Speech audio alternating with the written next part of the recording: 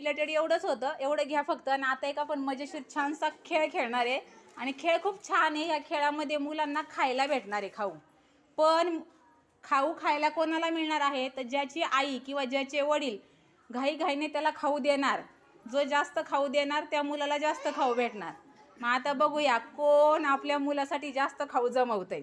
हां, तर आता इथं तुमच्यासाठी मी खाऊ ठेवणार आहे. तर रेडी आहे ना सगळे, तयार का सगळे आई वडील? बघूया कोण आपल्या लेकरासाठी जास्त खाऊ जमा करतंय. मज्जा येणार आहे, मज्जा, खूप मज्जा येणार आहे ना. हसते गोड गोड, एकनाथ सारखीच हसते गोड गोड. इथे आहेत भुईमुगाच्या शेंगा. काय आहेत? भुईमुगाच्या शेंगा बोलतात ना याला. हां, तर त्या शेंगा आहेत. तर त्या खूप जास्त पण नाहीत, खूप कमी पण नाही आहेत. मग आता काय करायचं आहे, मी स्टार्ट म्हटलं की तुमचा जो मुलगा आहे तो येणार, एकच शेंग घेऊन जाणार तुमच्याकडे. ती फोडायची तुम्ही, त्याचे दाणे काढायचे, मुलाला भरवायचे. मुलाने ते खाल्ल्यानंतर तो परत जाणार, दुसरी शेंग घेऊन येणार.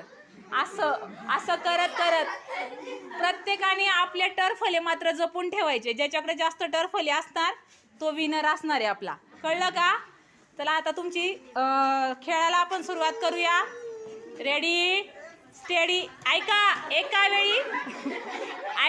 एका वेळी एकच शेंग उचलायची. जास्त जर उचलली तर आऊट.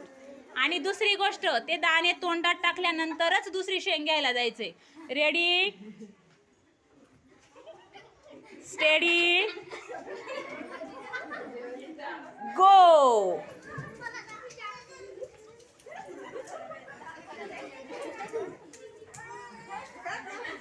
टर्फले जपून ठेवा, टर्फले जपून ठेवा.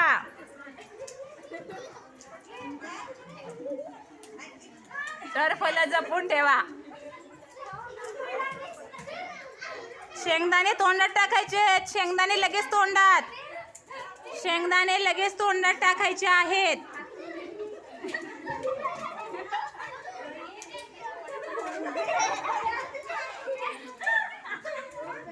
शेंगदाणे पटकन तोंडात गेले पाहिजे, हातात ठेवायचे नाहीत. आणि टर्फले पण जपून ठेवा, टर्फले जपून ठेवा.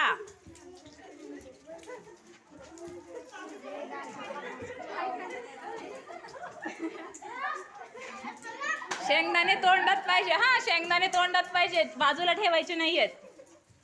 टर्फले जपून ठेवा. आणि घाई करा, चला पटकन, फास्ट.